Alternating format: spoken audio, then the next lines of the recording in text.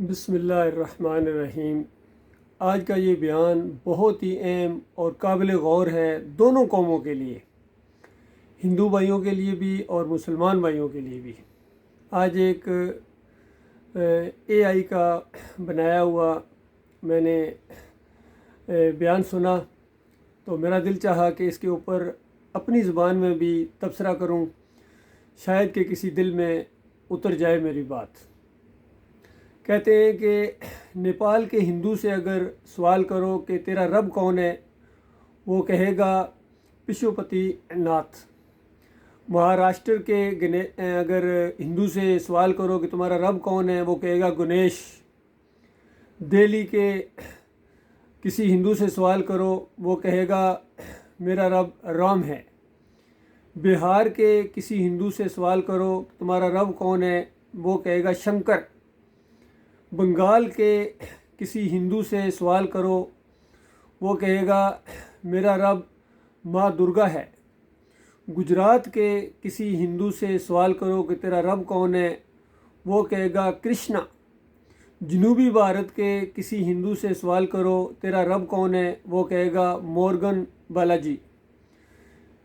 قسم اس ذات کی جس کے قبضہ قدرت میں میری جان ہے، پوری دنیا کے کسی بھی کونے میں کوئی مسلمان ہو، گاؤں میں ہو، بڑے شہر میں ہو، پہاڑی علاقے میں ہو، ریگستانوں میں ہو، اس سے اگر سوال کرو کہ تیرا رب کون ہے، وہ کہے گا میرا رب اللہ ہے، یعنی جو اکیلا ہے، ہماری شارگ سے زیادہ قریب ہے، ہر ایک کی پکار کو سننے والا ہے، ماں سے زیادہ محبت کرنے والا ہے۔ یہ ہے انسانوں تمہارا حقیقی رب، جس نے تم سب کو پیدا کیا ہے۔ جو کہتے ہیں اوپر والا، یہ ہے اوپر والا، باقی سارے نیچے والے ہیں۔ نیچے والے کو اگر آپ نے اپنا معبود بنا لیا تو اس کے بعد پھر تم اوپر والے کے ساتھ گویا حالت جنگ میں ہو۔ اب مسئلہ یہ ہے کہ اسی بیان کو تھوڑا سا اور آگے بڑھاتے ہیں، کیونکہ ہمارے مسلمان بھائی ہیں، یہ رب تو اللہ کے علاوہ کسی کو نہیں مانتے ہیں۔ تو شیطان ابلیس اتنا بیوقوف نہیں ہے کہ وہ اسی طرح کا رب ان کے سامنے پیش کرے جس طرح کا رب مشرکین مکہ کسی کو مانتے تھے یا ہندو کسی کو رب مانتے ہیں۔ اس نے مسلمانوں کے رب کو ایک دوسرے انداز میں پیش کیا ہے، اور انہوں نے اللہ کے علاوہ کتنے رب بنا لیے ہیں۔ ہندوؤں کے تو ہو سکتا ہے گنے جائیں، لیکن ان مسلمانوں کے رب گنے نہیں جا سکتے ہیں۔ وہ جو کسی نے تانا دیا کسی ہندو کو کہ جتنے کنکر اتنے شنکر، یہ تمہارا دستور ہے، تو پلٹ کر اس نے جواب دیا کہ جتنے قبریں جتنے مزار اتنے تمہارے کارساز ہیں، مشکل کشا ہیں۔ بالکل صحیح کہا اس نے۔ تو یہ معاملہ ہے آج مسلمانوں کے، یہ جو معبود ہیں، رب ہیں، ہر کونے کے اوپر، ہر نکر کے اوپر ایک ان کا معبود بیٹھا ہوا ہے۔ ان کے اگر اسلام آباد سے لوگوں کو پوچھیں کہ کھوٹی کون کھری کرتا ہے، تو اس کے بعد ان کا جواب ہوگا بر امام ہے۔ لاہور والے مسلمانوں سے پوچھیں کہ داتا کون ہے، یہ کہے گا باٹی والا ہے۔ اور اگر کراچی یا سندھ والوں کا رب پوچھیں تو کوئی عبداللہ شاہ غازی نام لے گا، کوئی سیون شریف کی طرف جائے گا۔ اجمیری مسلمانوں سے جا کر پوچھو وہاں، تو وہ کہے گا کہ یہ غریب نواز ہیں، غریب نواز یہ ہیں۔ بغدادیوں سے پوچھو تو وہ کہے گا عبد القادر جیلانی ہیں، کوئی کہتا ہے مدینے والے ہیں، کوئی کہتا ہے نجف والے ہیں۔ ہر ایک علاقے کا اپنا معبود ہے۔ حتیٰ کہ ایک چھوٹے سے گاؤں چکری وکیلاں کے لوگوں سے پوچھیں کہ مشکل کون حل کرتا ہے، اولادیں کون دیتا ہے، تو کوئی بابا صاحب سبحان کو پکارے گا، کوئی نکروڑے والی سرکار کو پکارے گا۔ تو یہ سارے ان کے معبود ہیں، اور یہ میری بات نہیں ہے، یہ قرآن نے اس انداز سے بھی نشاندہی کر دی تھی، اتخذوا احبارہم و رہبانہم اربابا من دون اللہ۔ ان اہل کتاب نے، یہود و نصارہ نے، اپنے علماء کو، اپنے مشائخ کو اللہ کے علاوہ رب مان لیا ہے۔ تو عدی بن حاتم طائی جو اہل کتاب کے عالم دین تھے، انہوں نے آ کے نبی علیہ السلام سے پوچھا کہ اللہ تو ہمارے بارے میں یہ کہہ رہا ہے کہ ہم نے اللہ کے علاوہ اور رب بنا لیے، ہم تو رب صرف اللہ ہی کو مانتے ہیں۔ تو نبی علیہ السلام نے کہا کہ کسی چیز کو تمہارے علماء حرام قرار دیں اور تمہاری کتاب میں حلال ہو، کس کی بات مانتے تھے؟ ان کا مانتے تو اپنی علماء کی تھے۔ تو اللہ کی کتاب کسی چیز کو حرام قرار دے، تمہارے علماء اس کو حلال قرار دے، کس کی بات مانتے تھے؟ کہتے ہیں مانتے تو اپنی علماء کے فتوے مانتے تھے۔ کہا یہی رب ماننا ہے۔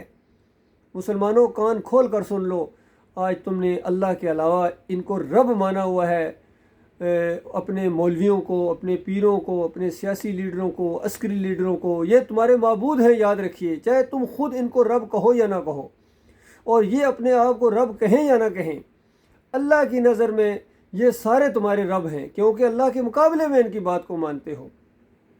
اللہ کی کتاب کہتی ہے کہ اس کائنات کا ایک مالک ہے، ایک داتا ہے، ایک دستگیر ہے، ایک مشکل کشا ہے، ایک رزاق ہے۔ تم نے کتنے بنائے ہیں؟ مالک فرماتا ہے میں تمہاری شارک سے زیادہ قریب ہوں، مجھے پکارو، براہ راست پکارو۔ یہ کہتے ہیں وسیلے کے بغیر پھر کیسے پکارے؟ ان کو وسیلے، بے حق فلاں، بے حرمت فلاں۔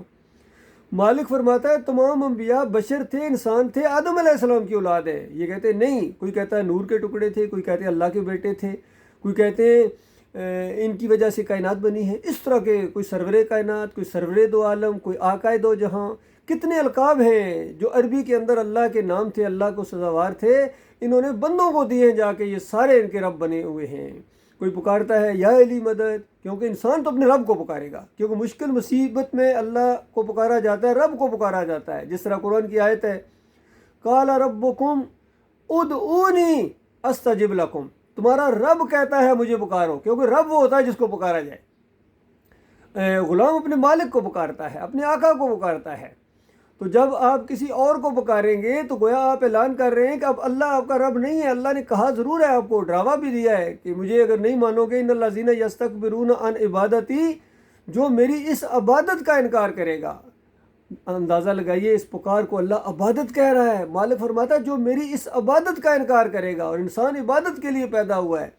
مالک فرماتا ہے جو میری اس عبادت کا، میری پکار کا انکار کرے گا، نہیں پکارے گا، سیدخلون جہنم داخرین، میں اس کو ذلیل کر کے جہنم کی آگ کے اندر ڈالوں گا۔ اندازہ لگائیے جو اللہ کو نہیں پکارتا ہے وہ اتنا بڑا مجرم ہے۔ جس طرح حدیث میں آتا ہے کہ اللہ تعالیٰ ناراض ہوتا ہے ان سے جو اللہ تعالیٰ سے نہ مانگے، اور خوش ہوتا ہے جو مانگے۔ جو جتنا زیادہ مانگے گا اتنا ہی اللہ تعالیٰ خوش ہوتا ہے۔ میرے بھائیوں، جہاں جہاں تک یہ آواز پہنچے، تم سب کا رب، ہندوؤں کا بھی رب اللہ ہے، سکھوں کا بھی، یہودیوں کا بھی، اور عیسائیوں کا بھی، چائنیز کا بھی، رشینز کا بھی، جیپنیز کا بھی، جرمنز کا بھی، فرینچ کا بھی، سب کا رب اکیلا معبود ہے، اکیلا معبود ہے۔ اپنی اپنی زبانوں میں اس کو پکارو، اس کو کوئی پریشانی نہیں ہے، اس کو ترجمہ نہیں کروانا پڑے گا کہیں، وہ تمہارے دلوں کے حال کو جانتا ہے۔ اور اس بات کو مان کر اس ایک بات کے اوپر اکٹھے ہو جاؤ، یہ ہے وَاعْتَصِمُوا بِحَبْلِ اللَّهِ جَمِيعًا وَلَا تَفَرَّقُوا۔ اللہ کی رسی، یہ کتاب اللہ، قرآن اور نبی علیہ السلام کی زندگی، سنت رسول صلی اللہ علیہ وآلہ وسلم، یہ حبل اللہ ہے، یہ اللہ کی رسی ہے۔ جس نے آج اس کو مضبوطی کے ساتھ پکڑ لیا وہ کبھی گمراہ نہیں ہوگا، وہ جنت کا مستحق ٹھہرے گا، جہنم کی آگ سے بچا لیا جائے گا۔ اور اگر جس نے بھی، عربی ہوں یا اجمی ہوں، آج عربیوں نے بھی کتنے معبود بنائے ہیں، وہ بھی گنبد کے پجاری ہیں، بادشاہت کے پجاری ہیں، اور اپنے رسم و رواج کے پوجا کرنے والے ہیں۔ ان کے عقیدے کے اندر بھی شرک آ گیا ہے، اور ان مسلمانوں دوسرے اجمیوں کے اندر تو بہت ہی زیادہ آ گیا ہے۔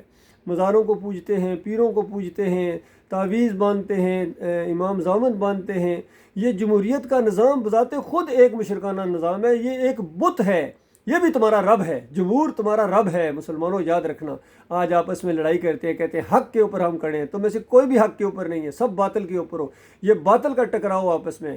یاد رکھیے جو بھی مرے گا آگ میں، جو بھی مرے گا آگ میں۔ اللہ تعالیٰ غور و فکر کرنے کی توفیق عطا فرمائے۔ میں نے بڑی خیرخواہی کے ساتھ آپ تک یہ معاملہ پہنچایا ہے۔ یہ توحید کی دعوت اٹھی ہے، ایمان خالص کی دعوت اٹھی ہے، اور اس کے اندر اب ذرا برابر دوبارہ کبھی فرقوں کے اندر نہ بٹنا اللہ کے بندوں، ورنہ وہ مار پڑے گی تمہیں۔ گروہ بازیوں کے اندر بالکل نہ جانا، اللہ کی رسی کی طرف میں تمہیں بلا رہا ہوں، یاد رکھنا۔ گواہ رہنا، تم سب گواہ رہنا، میرا کسی مسلک سے کوئی تعلق نہیں ہے، نہ بریلویت سے، نہ دیوبندیت سے، نہ اہل حدیثیت سے، نہ سلفیت سے، نہ حنبلیت سے، میرا کوئی تعلق نہیں ہے۔ میں صرف مسلم ہوں، اور نبی علیہ السلام اور صحابہ کرام کا جو طریقہ وہ میرا طریقہ ہے۔ اللہ تعالیٰ غور و فکر کرنے کی توفیق عطا فرمائے۔